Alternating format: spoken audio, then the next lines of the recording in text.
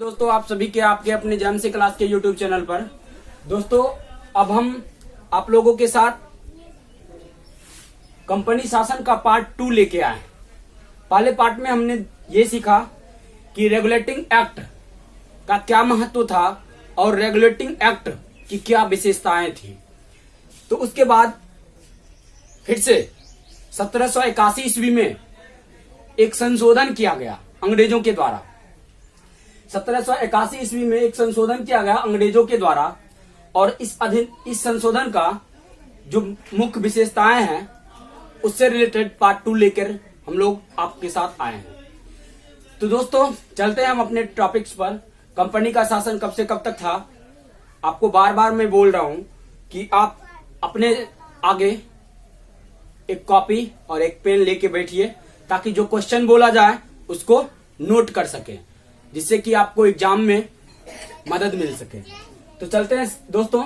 Regulating act of 1773 की खामियों को ठीक करने के लिए ब्रिटिश संसद ने अमेंडिंग एक्ट ऑफ 1781 लेके आया और इसको पारित किया, और जिसे कि बंदोबस्त कानून के भी नाम से जाना जाता है।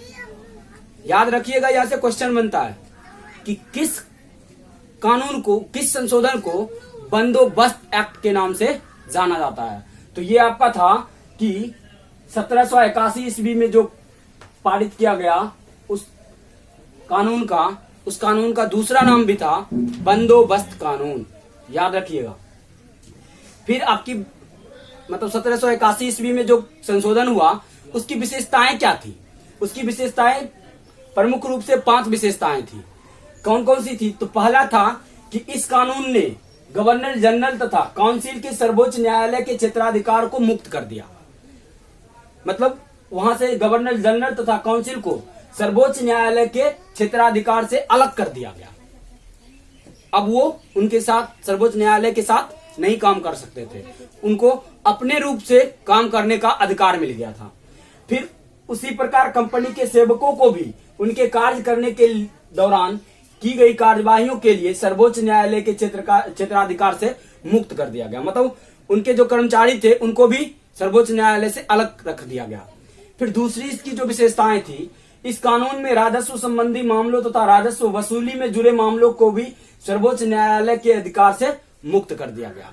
मतलब क्या, कानून में राजस्व संबंधी जो भी लगान वसूलते थे वो लोग, उससे संबंधित कोई भी मामला होता था तो वो लोग खुद से निपटाते थे। सर्वोच्च न्यायालय में जाने का कोई आवश्यकता नहीं था।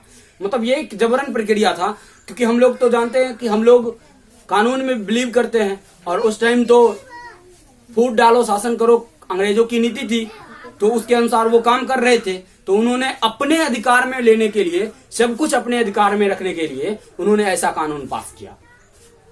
फिर इसकी तीसरी जो विशेषताएं थी, इस कानून द्वारा कलकत्ता के सभी निवासियों को सर्वोच्च न्यायालय के अधिकार में कर दिया गया। मतलब कलकत्ता में कोई भी आदमी, अब देखिए यहाँ पर दोहरी नीति कैसे अपनाता था अंग्रेज, अपने कर्मचारी को, अपने अधिकारी को सर्वोच्च न्यायालय से अलग कर दिया, और सर्वोच्च न्यायालय के अंदर किसको लाके रख दिया? कलकत्ता के निवासियों को। पता नहीं वो उनकी कैसी विशेषताएं थी, बट ये विशेषताएं में शामिल है। और इसमें यह भी व्यवस्था बनाई गई कि न्यायालय हिंदुओं के निजी कानूनों के हिसाब से, हिंदुओं तथा मुसलमानों के निजी कानूनों के हिसाब में से मुसलमानों के वादा या मामले तय करेंगे। मतलब अब जो भी कुछ होता सबको अलग अलग कर दिया है। मतलब समझ रहे हैं, हम लोग सोच रहे हैं कि अब हिंदू मुस्लिम हो रहा है, नहीं, ये बहुत पुरानी रीति है। अंग्रेजों के समय से ही हिंदू मुसलमानों का जो जमावड़ा था ये किया जा रहा था। इस चौथा जो मेन पॉइंट है, इस कानून द्वारा यह व्यवस्था की गई कि प्रांतीय न्यायालय की अपील गवर्नर जनरल काउंसिल के यहाँ दायर हो, ना कि सर्वोच्च न्यायालय। अब देखिए, गवर्नर जनरल काउंसिल थे किसके? अंग्रेजों के। तो वो अपने मनमाने अनुसार करते, इसलिए उनके अधिकार में दे दिया गया। सर्वोच्च न्यायालय का जो अधिकार था उससे उसको अलग कर दिया गया। ये कैसी व्यवस्था थी पता नहीं। फिर क्या था? 5वां इसकी क्या विशेषताएं थी?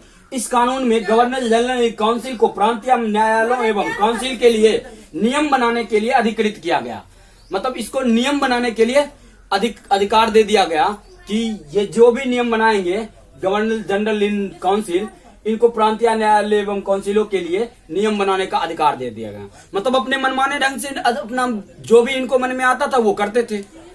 इसी के कारण ना पूरा भारत एक साथ भर का सबसे पहले 1857 में सैनिक विद्रोह हुआ। यही मनमाने ढंग जो थे अंग्रेजों की अच्छी नीति नहीं थी, बट इन्हें इतिहासकार और पॉलिटिक्स में अपने पॉलिटी के सब्जेक्ट में भी बताया जाता है कि ये इनकी विशेषताएं थी। पता नहीं कैसी विशेषताएं थी। तो दोस्तों ये था आपका जेएमसी क्लास के पॉलिटी से रिलेटेड कंपनी शासन का पार्ट 2। तो दोस्तों मैं आशा करता हूं आप लोगों को समझ में आ रहा होगा और इससे रिलेटेड जो भी क्वेश्चन है उसे आप नोट कर सकते हैं। वो किए कुछ भी, लेकिन आपको यहाँ से एग्जाम में क्वेश्चन पूछा जाता है, इसलिए आपको जो क्वेश्चन बताया गया वो आप पॉइंट द पॉइंट नोट करें ताकि आपके आने वाले एग्जाम के लिए अच्छा हो, अच्छा मार्क्स लेके आए। तो दोस्तों जो अपने जेएमसी क्लास के यूट्यूब चैनल पर नए हैं व्यूवर्स, वो प्लीज लाइक एंड सब्सक्राइब जरूर कर लें और अपने दोस्तों के साथ शेयर करना ना भूलें। और फिर हम लोग मिलते हैं जेएमसी क्लास के आपके कंपनी शासन के पार्ट 3 के साथ। धन्यवाद।